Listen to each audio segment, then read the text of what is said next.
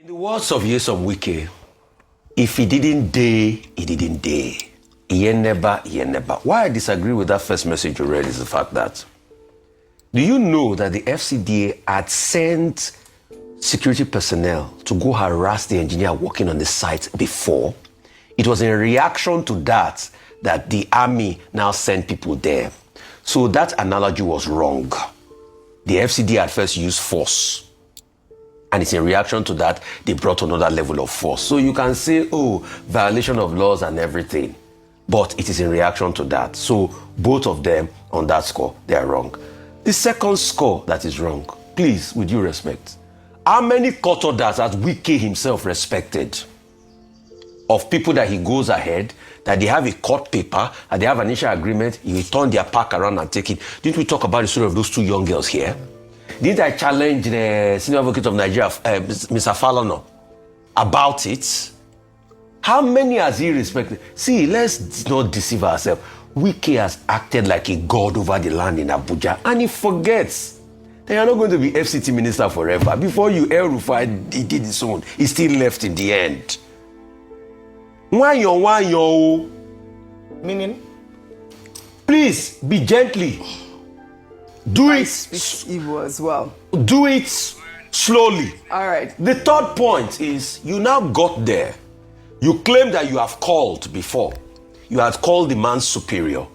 Why was that the show? It's because you wanted to intimidate him.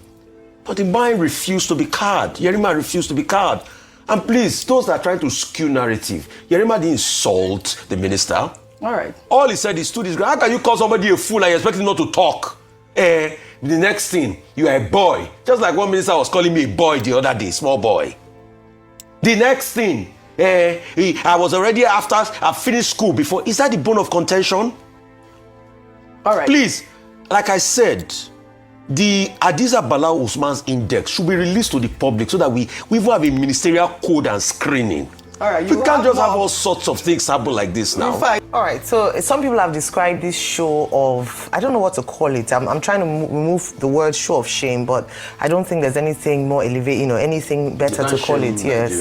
It's a show of shame, and it's quite unfortunate that this has happened, but it gives us an opportunity to see what happens. This is impunity versus impunity, because if you look at it objectively, both sides, and as reflected by the tweets or the X post you read out, are, they come under questioning. Number one is that when you speak to many quarters, this issue could have been resolved amicably without this show of shame and show of force and show of whose power is higher than the other power. What were the options available to the FCT minister? On arriving there, the easiest thing is that when matters like this happen, you go to court. As they always ask, that this could have been resolved using, and this is where we talk about the respect of the rule of law. But guess what? We don't have the respect for rule of law and institutions. Hence, we take matters into our own hands, and then we have a state of anarchy. And that's what ensued yesterday. Very unfortunate incident.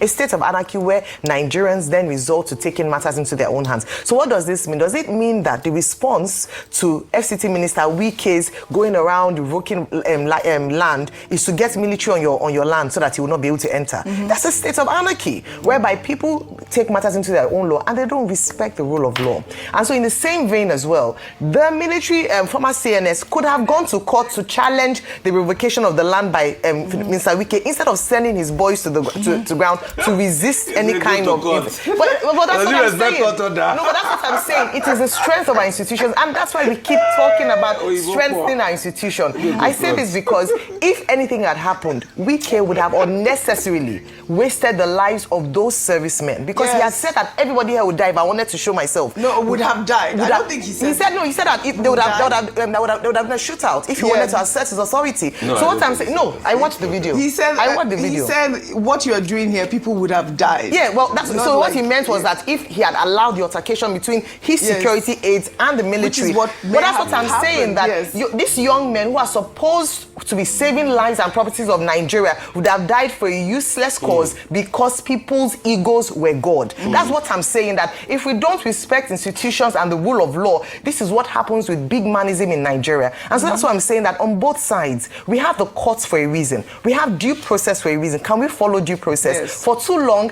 people take matters into their own hands, and we have, powerful people just flouting the laws for no reason. I applaud the commission, the uniformed officer. Yeah. According to a military man, no commissioned officer would take that insult to his person lying low. And so he spoke with dignity, he spoke with respect, and he stood his ground based on orders. We're yet to Quickly on Nyesom Wike, I know I said just one sentence. My one sentence is that what struck me and what hurt me, OG, is that we are seeing optics of civilian versus military in 2025, when we've just come from threats or reports or rumors, whatever you want to call it, of a military coup. The soldiers should be on the war front because we're currently in a national security crisis. Very well So said. for me, it's unfortunate. Yes, a response to a mistake can also be a mistake. Yeah. Nobody was right Yeah. in that scenario. However, the optics of seeing soldiers confronting, public officials, it's not a good look while we're trying to tell the world that we're committed to the fight against insurgency. Yeah, I agree.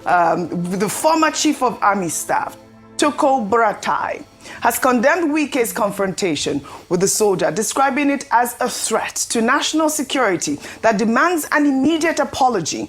In a strongly worded release, the former army chief said Wike's public disparagement of the uniformed officer transcends mere misconduct and represent a palpable threat to institutional integrity. Well, let's take that statement right now. Can we pull up that statement? It says, a minister's verbal assault on a military officer in uniform is an act of profound indiscipline that strikes at the core of our nation's command and control structure.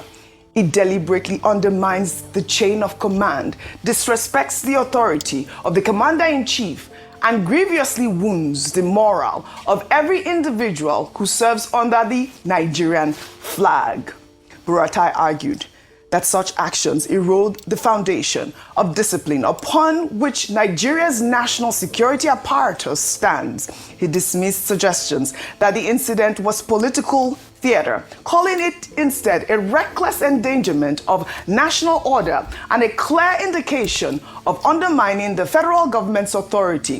The former army chief demanded that Wike immediately issue an apology to President Bola Ahmed Tinubu as commander-in-chief of the armed forces and to the officer whose honor was violated. He insisted that the nation's security must come first and called for decisive action rather than politics of military bashing.